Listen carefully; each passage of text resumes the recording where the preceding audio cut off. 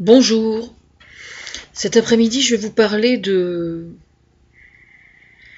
ce qui est arrivé au Nigeria il y a quelques jours. Alors, il est probable que certains se demandent pour quelle raison j'en ai pas parlé plus tôt. À cela, il y avait plusieurs raisons. La principale, en fait, que j'applique généralement dès qu'il se passe quelque chose de cet ordre, c'est que je préfère toujours réagir à froid au bout de quelques jours, toujours. Enfin, dans la très grande majorité des cas. Parce que ça évite le fait de réagir de façon non épidermique permet d'être plus calme et permet comment dire, d'argumenter plus facilement et je pense d'être plus efficace. Enfin, je parle pour moi, bien sûr. Ça ne veut pas dire pour autant que tout le monde est comme ça. C'est un point de vue personnel.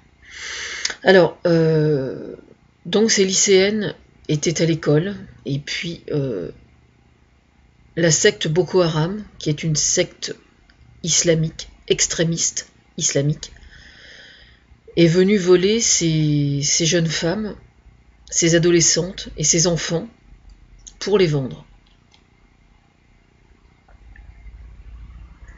En fait, je vais juste rappeler que, en fait, ce qui se passe, c'est que j'ai fait une vidéo privée, moi, il y a quelques jours. Mais en fait, c'était la toute première vidéo privée que je faisais à l'intention de Thomas Fersen. Et donc, évidemment, à lui, je lui en ai parlé, bien évidemment. Et donc, François Hollande et tout le monde savait ce que j'en pensais. Même si je ne disais rien publiquement. En fait, moi, ce que je remarque, c'est que la vidéo qu'on a vue à la télévision, c'est donc le chef de Boko Haram, hein, de la secte.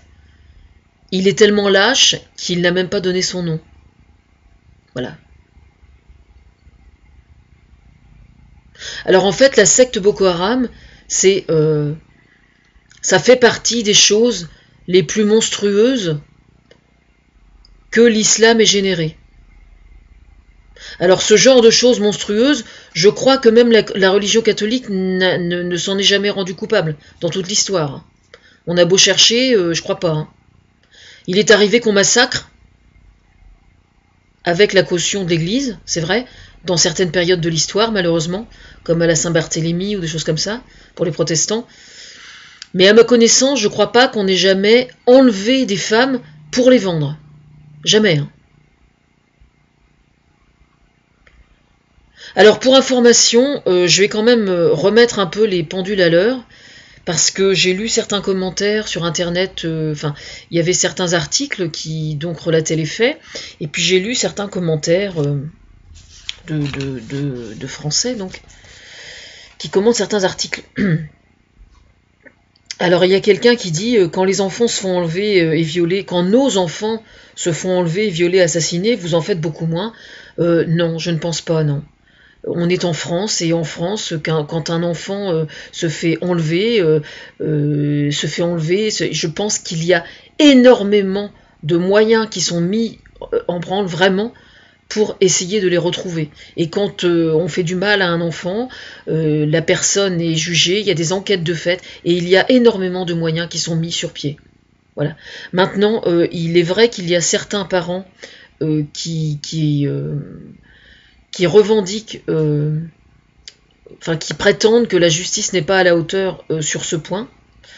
Je tiens juste à préciser que dans ces parents-là, il y a aussi, malheureusement, il y a aussi certains parents qui ne sont pas si bien intentionnés envers leurs propres enfants.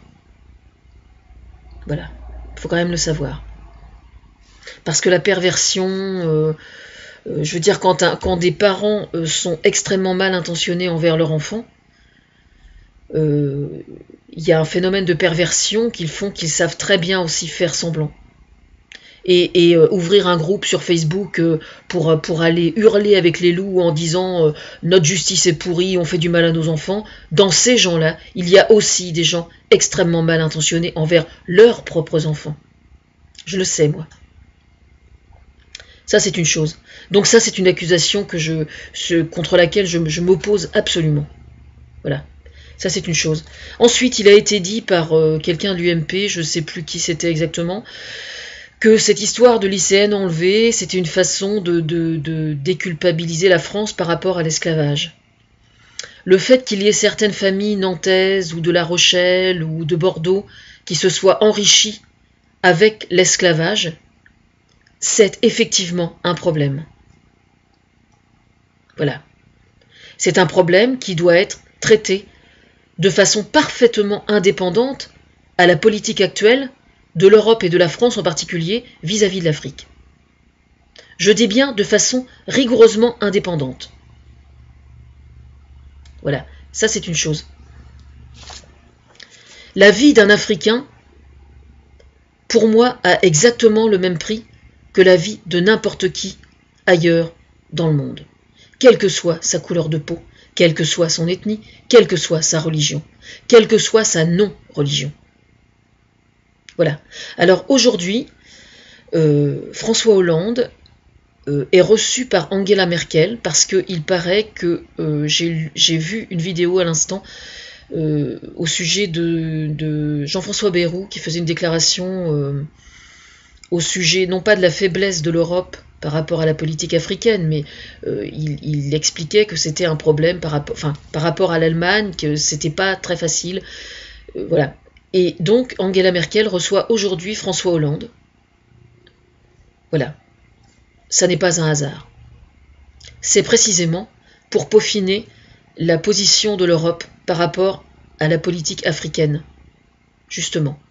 Alors aujourd'hui, je tiens quand même à rappeler quel est le principe même de notre intervention à nous, Français, et j'ose espérer de plus en plus de l'Europe vis-à-vis de l'Afrique.